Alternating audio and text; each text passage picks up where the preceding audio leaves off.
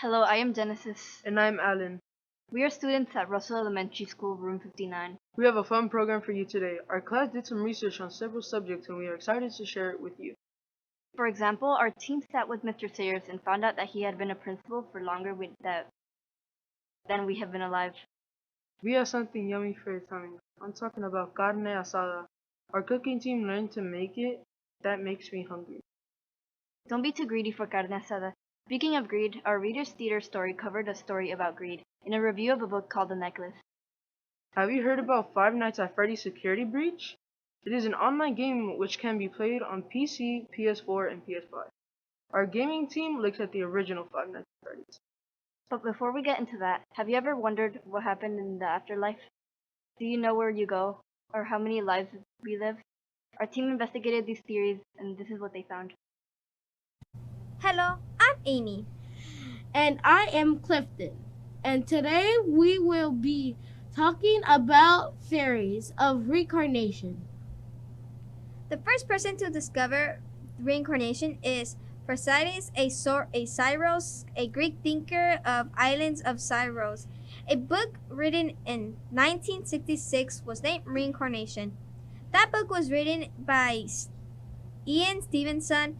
So sum it all up, whenever religion you come up from, you choose if you want to believe in reincarnation or not. During reincarnation, it is believed that the soul becomes transmigrated into a new infant or creature to live again. When you reincarnate, depending on your accumulated karma, you either reincarnate in heaven or you may get a chance to return to Earth's realm. People believe in reincarnation because of religious cultures and their own beliefs in reincarnation. Also because there are personal things about how they feel about reincarnation itself. Hinduism, Buddhism, Jainism, and Sikhism believe in reincarnation. Reincarnation happened to the people who pass away after death. They are reincarnated into a new body to have a new life. Thank you for your time. So what I learned from that is don't grieve. Anything you lose comes around in another form. Wait, that is very profound. Who said that? Buddha. Okay, I know you like gaming. Five Nights at Freddy's just released a new game, Security Breach. Our gaming team took a look back at the original game. The characters in Five Nights at Freddy's are Bonnie, which is a bunny-like robot which likes to play the guitar. Chica is a bird-like robot and she loves to eat pizza and has a cupcake on her hand. Foxy is a fox-like character who runs fast. Freddy is a bear-like character with a microphone who loves to sing, and Phone Man is the character who introduces you to the game. So basically all the characters are based on animals. In Five Nights at Freddy's, your task is to survive to the end of the night, which is 6 a.m. And at 6 a.m., the animatronics can't kill you. After you complete the night, you can go to the next night, and then they are able to kill you again. And you repeat until the last night. So basically till you beat the game. The game takes place from 2 p.m. to 6 a.m. When it is 12 p.m., the characters become hostile and try to kill you. So basically, they try to kill you at night. You can play Five Nights at Freddy's on PC, Xbox, and mobile. You can also play it on virtual reality, which makes it even more terrifying. Thank you for your time. Okay, that is a scary game to play. Play? Did you say play? Yes. Well, I have something that is easier. Our theater department brings us a book that could easily be a play, and there is a great lesson to learn. Take a listen. The story The Necklace teaches you that you get greed can rob you of what you already have. Who are these characters does each respond to Matilda when she loses the necklace? One of the characters' name is Philip. Philip was surprised when Matilda lost her necklace. He was surprised because the necklace was a diamond. One of the names was Fire. Fire was surprised because in the book it says how careless to do something extremely. Another character was Jean. She was the owner of the necklace. Her response was fine because she knows that the necklace was fake, but Matilda was scared because she would pay 20 years for the necklace that she lost. What is the lesson it teaches? Be honest, because she wasn't honest about losing the necklace. She didn't know if it was fake, the necklace. When does it take place? The story takes place in 1800 in Paris, France. I infer that she lost the necklace in a carriage or somewhere in the ball, since she was in a rush.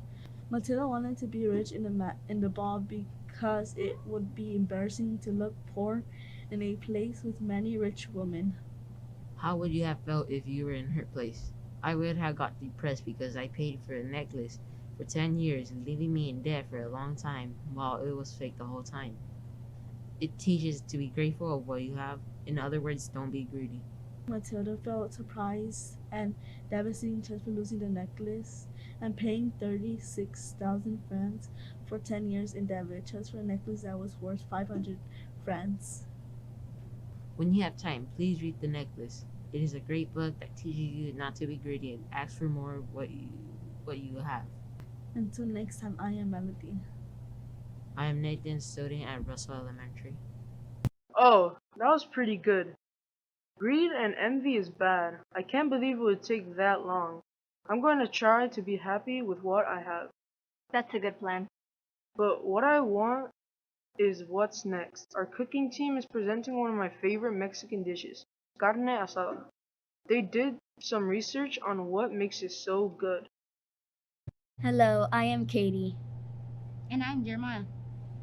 Today we are going to talk to you about carne asada.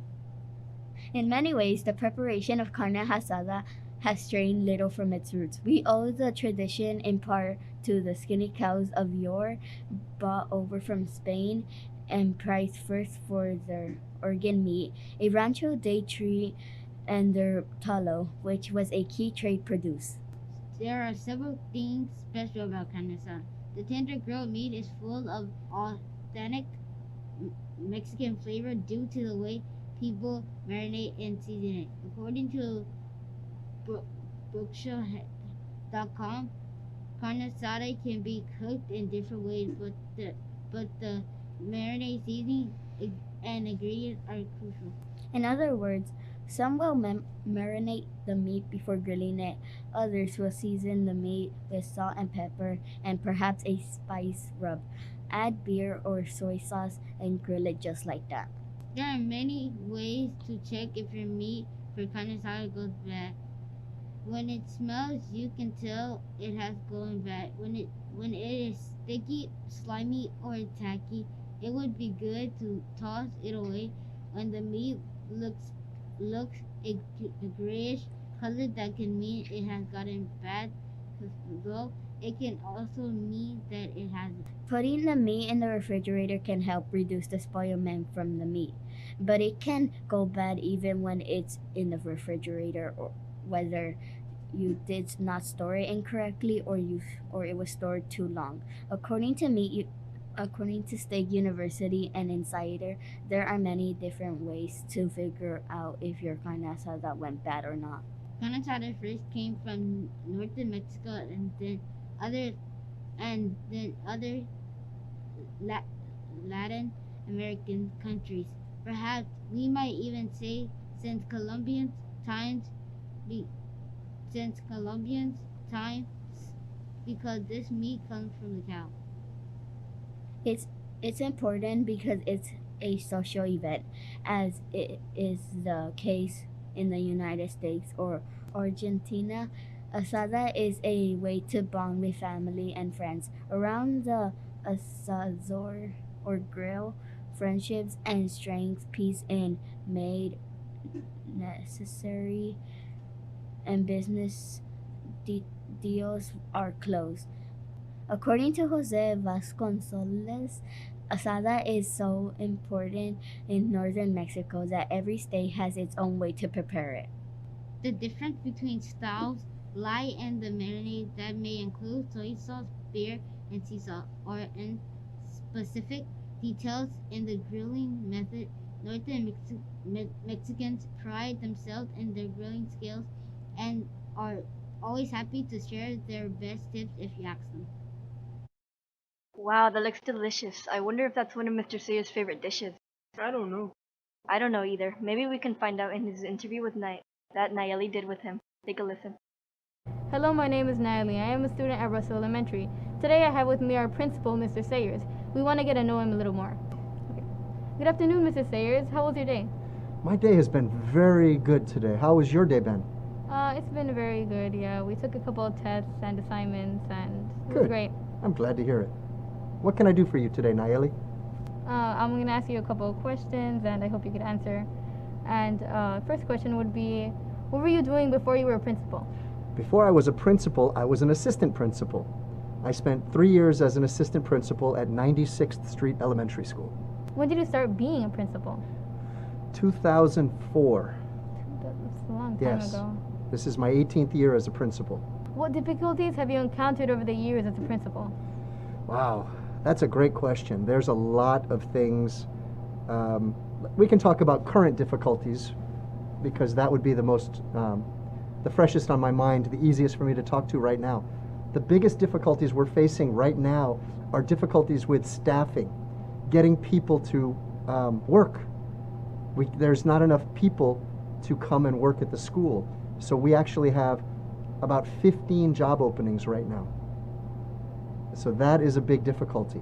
The other difficulties that we're having are getting supplies and materials like pencils and paper and markers. We're having issue getting those things from the district because they're not available. We had issues earlier in the year with food and getting supplies like paper goods and plastic goods that you guys use for eating. And those are the biggest issues we're having right now. Yes. You told us you were a teacher before you became a principal. Yes. Where were you teaching? I taught at 2 different schools before. I taught for 2 years at a school named 107th Street, and then I taught for 15 years at a school named 93rd Street. I taught first grade, second grade, fourth grade, sixth grade, and then I taught computer science for a couple years. Why did you choose to be a principal at Russo Elementary School? Sometimes you don't choose what happens to you. Sometimes other people step in and do that. To be brutally honest, this was the school that was available when I needed to leave my other school. So I happily took it, and I haven't looked back, and I've been very happy here ever since. That's a great choice. How many students are there at Russo Elementary? Normally, we sit a little over 1,000 kids. This year, because of COVID, we actually are sitting right around 800. So we're about 200 students lower than normal. Oh, Mm-hmm. that's bad. Well, they'll come back next year, I think. Thank you, Mr. Sayers. Thank you, Nayeli. It was wonderful speaking with you. Yes. All right. I had no idea that Mr. Sayers was so amazing. Yes, he is. Well, that's it for our program this time around. We hope to see you next time. In order to see what's in the next program, please subscribe, click the like button. And share. Share the video with family and friends and everyone. Bye. Bye.